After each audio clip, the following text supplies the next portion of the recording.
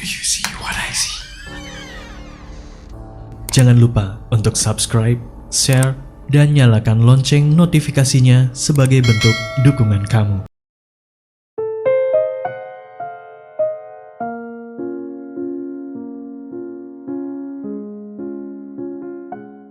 Assalamualaikum warahmatullahi wabarakatuh. Halo teman-teman semua pendengar podcast Do You See What I See. Balik lagi sama gue Gilang Ahaditya. Pengalaman yang bakal gue ceritain ini benar-benar kisah nyata yang gue alami sendiri. Lanjutan dari cerita gue sebelumnya, yaitu Rumah Nyai part 1 yang ada di episode 559. Singkat cerita, setelah gue ngalamin kejadian sebelumnya, gue udah ngekos di daerah deket kampus. Karena sesuai rencana awal, gue kuliah ke Bangka ya emang mau ngekos biar mandiri. Setiap weekend libur kuliah 2 minggu sekali atau seminggu sekali, pasti gue pulang ke rumah Nyai. Jadi ceritanya ini setelah beberapa bulan kejadian yang gue lihat sosok noni Belanda di ruang tamu. Sebenarnya banyak kejadian yang gue alami sendiri di situ, dari suara-suara aneh di kamar Nyai, barang-barang antik di ruang tamu yang sering gerak-gerak sendiri. Tapi ada satu kejadian yang sampai sekarang belum bisa gue lupain. Di suatu Jumat malam, karena besoknya Sabtu libur, malam itu gue berencana buat pulang ke rumah Nyai. Ya, sewajarnya gue ngabarin tante gue dulu, dan tante gue bilang kalau dia mau ke rumah temennya sebentar. Terus kuncinya ditaruh di tempat biasa, kata dia. Takutnya gue sampai duluan, jadi gue bisa langsung masuk dan gak perlu nungguin dia. Malam itu bergegaslah gue pulang ke rumah Nyai. Selama di perjalanan gue lumayan ngebut karena beberapa kali gue denger suara petir. Waduh, pengen hujan nih. Sebenarnya gue bawa jas hujan, tapi karena gue orangnya malas ribet berhenti dulu buat masang tuh jas hujan, jadi ya udah gue ngebut aja berharap gue udah sampai duluan sebelum hujan turun. Sesampainya di rumah Nyai, itu bener-bener hujan mulai turun. Timingnya tuh pas banget. Keadaan rumah malam itu terang karena gue lihat semua lampu dinyalain. Abis gue parkir motor di depan rumah, ya gue langsung tuh nyari kunci di tempat Tante Sinta biasa nyembunyiin kunci rumahnya. Gue udek-udek deh tuh vas bunga depan pintu, tapi kuncinya gak ada, gak ketemu sama gue. Tiba-tiba pas gue lagi ngudek-ngudek vas bunga di depan pintu, Tante Sinta bukain pintu dari dalam. Refleks gue nanya ke dia, "Lah tante, dikirain aku belum pulang dari rumah temennya." Tante Sinta cuman jawab, "Udah," sambil ngangguk kecil. Gue lihat Tante Sinta malam itu dia kayaknya gak enak badan. Dia lebih banyak diem dari yang biasanya kita kalau ketemu selalu ngobrol ini itu. Ya karena gue lumayan peka sama dia, ya udah gue juga gak mau ganggu dia, takutnya dia lagi banyak masalah kerjaan. Siapa yang tahu kan.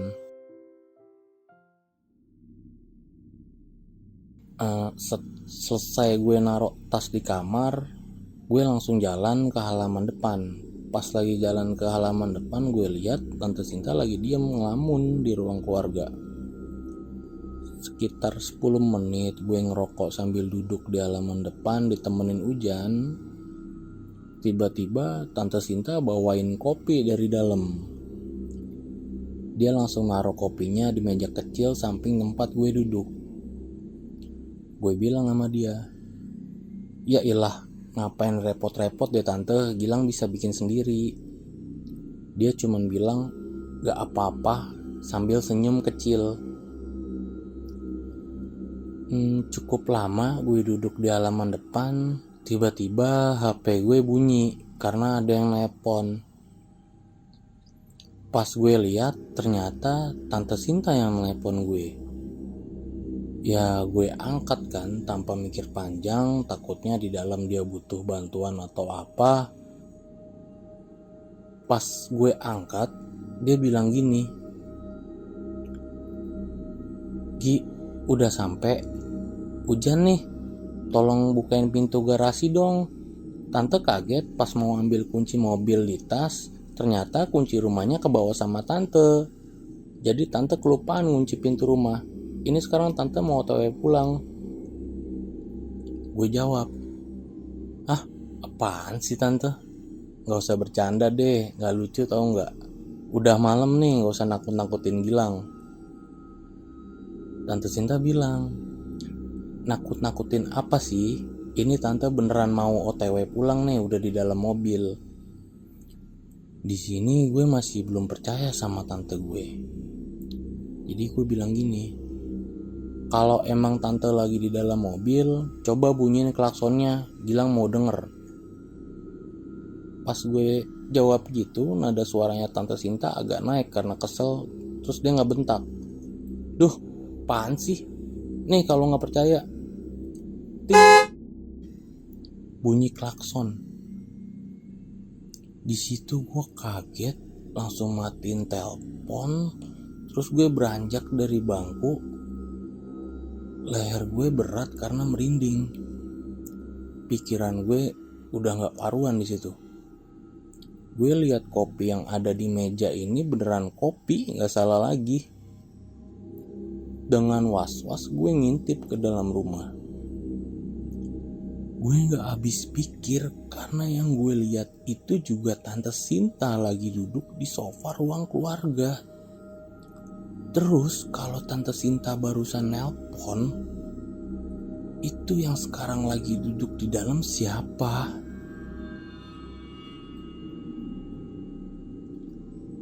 Beberapa menit gue bingung buat mastiin ke dalam apa enggak.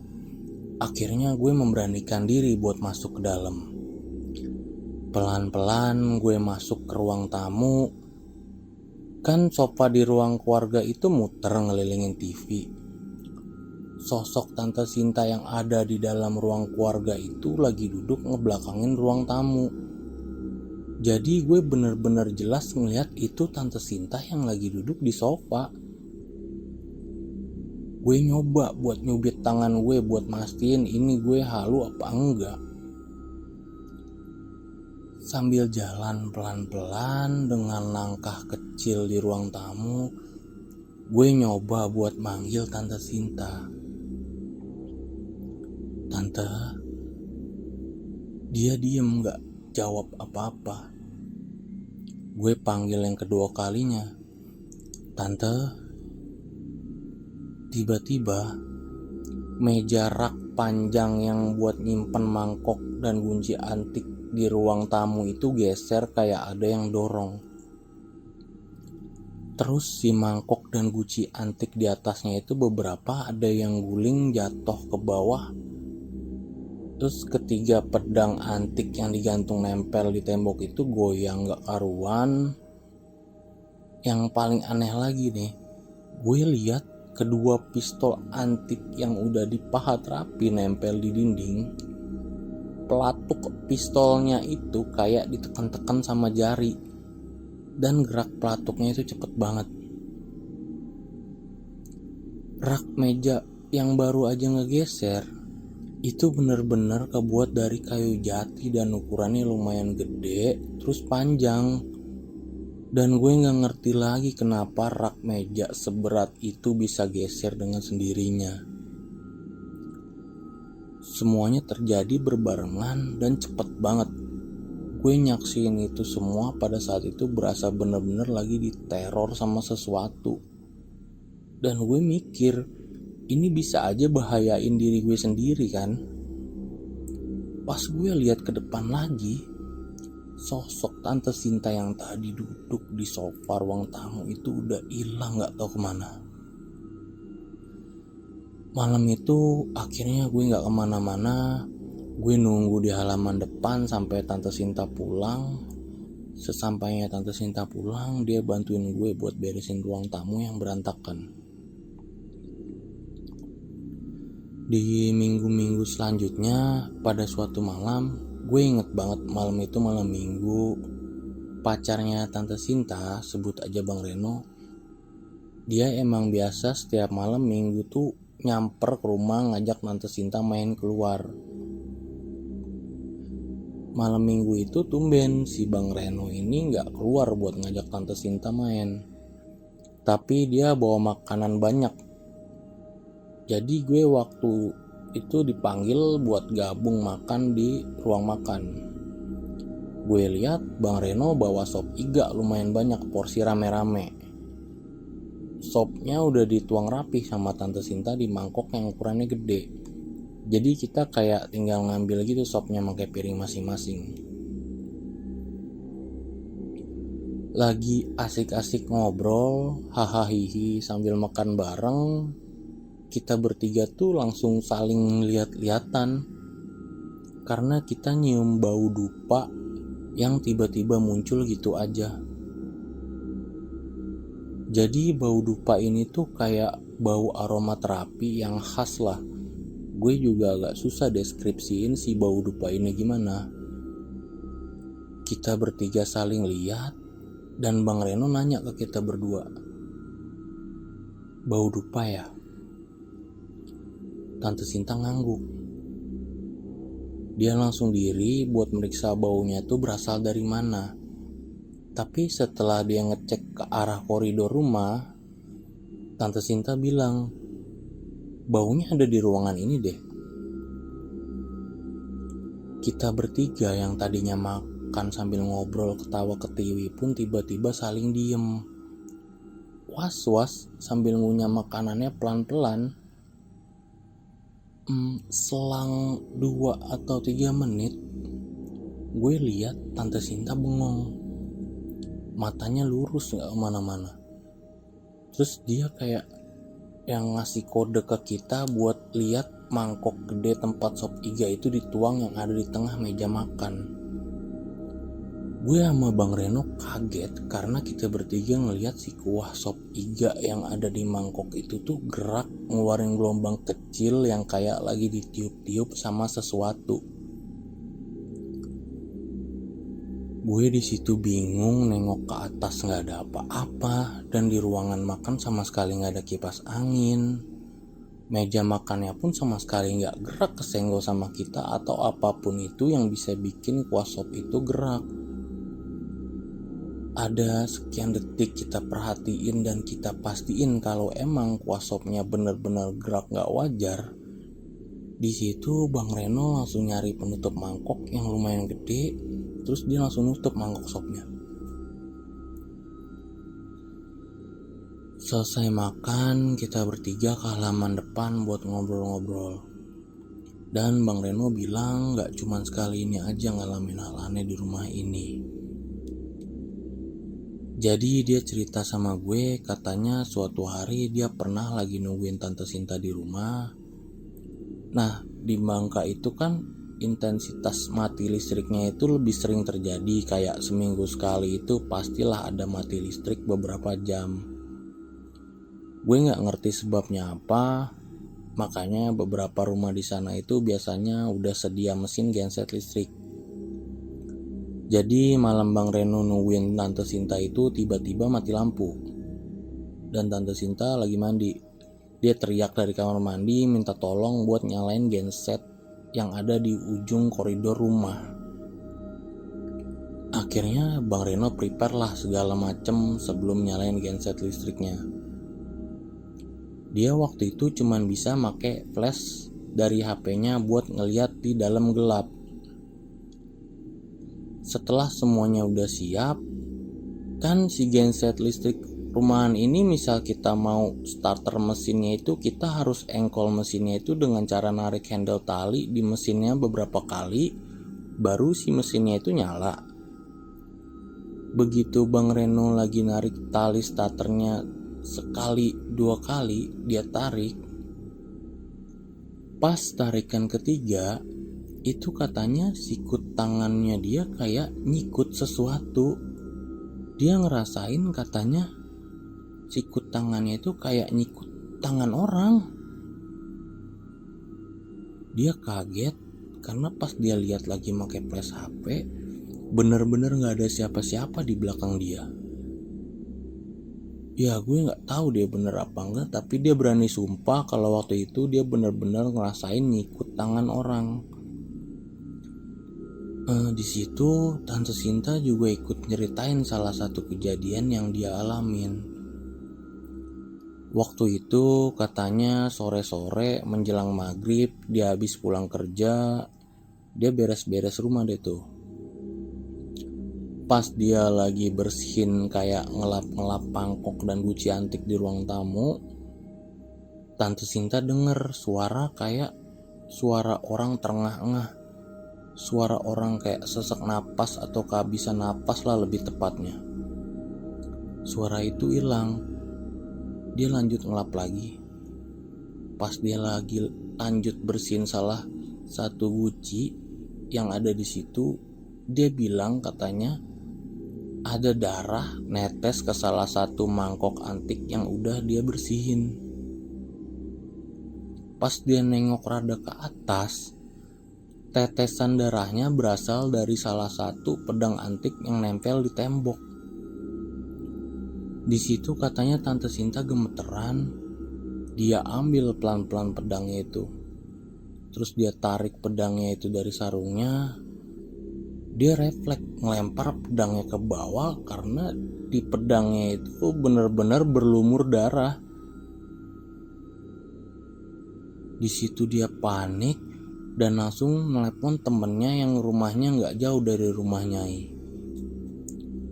Karena dia udah ketakutan dan gak tahu lagi harus gimana, akhirnya dia coba nguatin diri. Dia elap darah yang nempel di pedangnya itu pelan-pelan sampai bersih lagi. Selesai dia bersihin, dia gantungin lagi pedangnya itu di tembok. Pas dia balik badan, katanya dia lihat di bangku ruang tamu ada cewek lagi duduk, kulitnya pucat, agak biru keabu-abuan. Cewek itu pakai dress abu-abu motif bunga dan topi noni Belanda. Katanya Tante Sinta, dia bener-bener lihat raut muka si noni ini jelas banget. Si noni Belanda ini tuh nafasnya tersenggal-senggal kayak kehabisan nafas. Matanya merah lagi melotot ke arah dia. Terus bagian leher si noni Belanda ini ternyata hampir putus kayak kena sabetan senjata tajam. Dari lehernya tuh ngeluarin darah banyak banget yang darahnya ngebasahin dress yang dipakainya. Di situ katanya Tante Sinta udah gak bisa ngomong apa-apa lagi, badannya lemes, kepalanya pusing dan dia pingsan di ruang tamu. Jadi pas Tante Sinta nyeritain sosok noni Belanda ini, gue bener-bener merinding semerinding-merindingnya di hidup gue. Karena sosok noni yang dilihat Tante Sinta ini sama kayak gue lihat di cerita sebelumnya. Untungnya gue waktu itu cuma ngeliat sosok noni ini tuh dari samping dan gak begitu jelas karena keadaan ruangan yang agak gelap.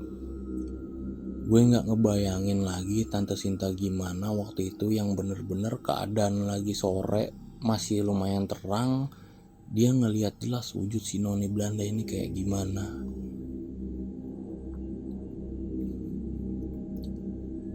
Lanjut lagi ke cerita yang gue alami sendiri.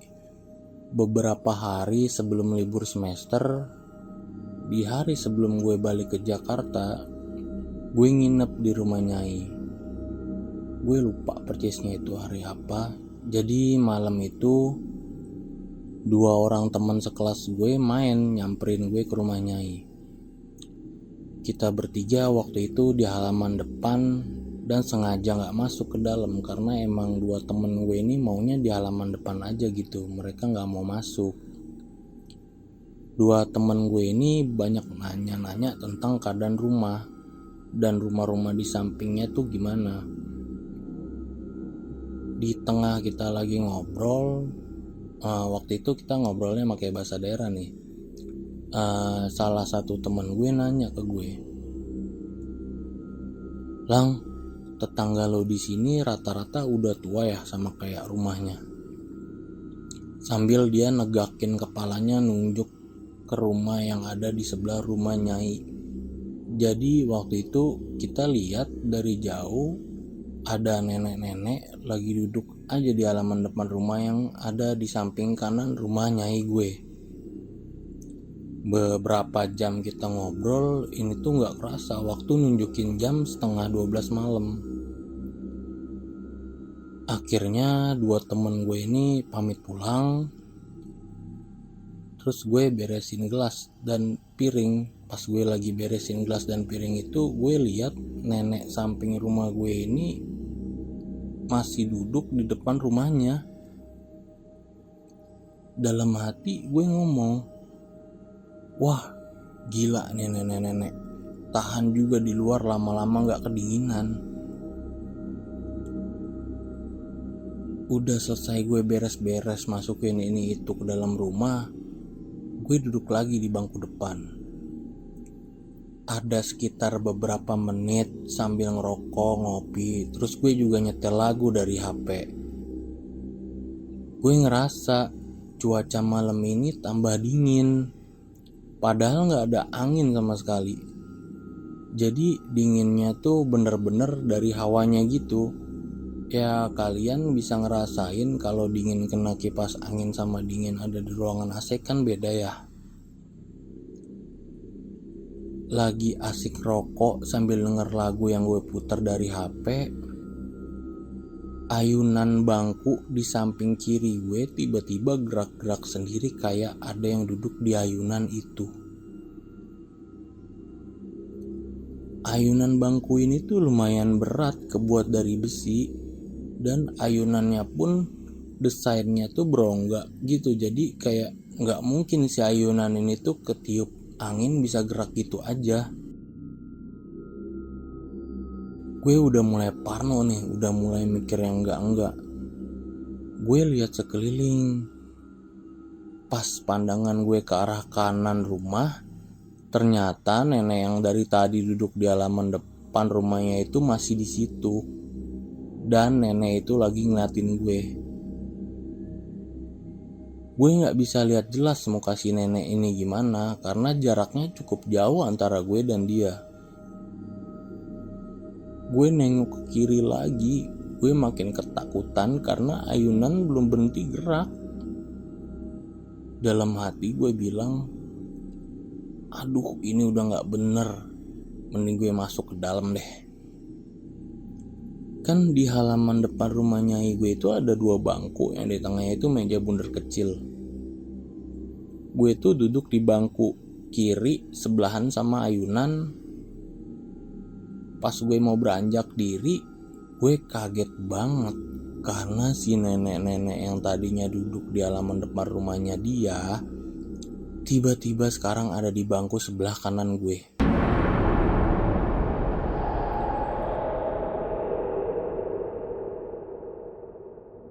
Gue ngelirik ke kanan, gue bener-bener lihat kuku si nenek-nenek itu tuh panjang, agak hitam, kotor kayak ada tanah-tanah yang nempel. Kulit tangannya bener-bener pucet. Terus gue lihat di bajunya itu kayak ada bercak-bercak darahnya. Gue gak ngerti karena baju yang dia pakai bener-bener kotor gak karuan. Sambil ketakutan, gue nyoba lebih ngelirik ke kanan lagi dan belum sempat gue lihat muka si nenek itu jelasnya kayak gimana. Jadi gue lihat posisinya itu dia duduk sebelah gue, kepalanya itu lagi nengok ke arah gue. Terus pada saat itu gue denger sosok nenek-nenek itu bilang pakai bahasa daerah yang artinya kayak gini. Nah, udah malam, jangan berisik, jangan berisik.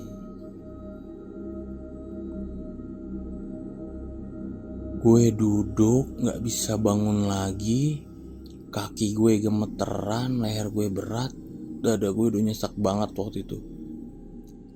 Gue cuman bisa nunduk ke bawah sambil nutupin muka pakai tangan. Ini mulut mau teriak manggil Tante Sinta pun udah gak bisa. Gak lama kemudian bunyi ayunannya berhenti. Gue nyoba ngintip, ternyata emang ayunannya udah berhenti gerak. Terus gue nengok kanan, sosok nenek-nenek itu pun udah hilang.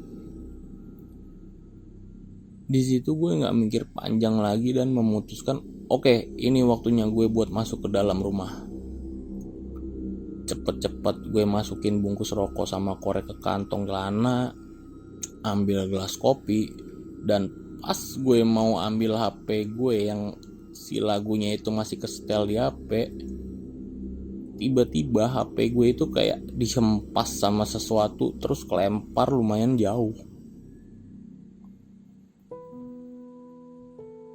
Ya mungkin sekian cerita dari gue. Mohon maaf kalau banyak kekurangannya. Semoga kalian semua diberikan kesehatan dimanapun kalian berada dan selalu berhati-hati, karena mereka semua bisa ada di mana-mana. Sampai ketemu di cerita selanjutnya. Terima kasih.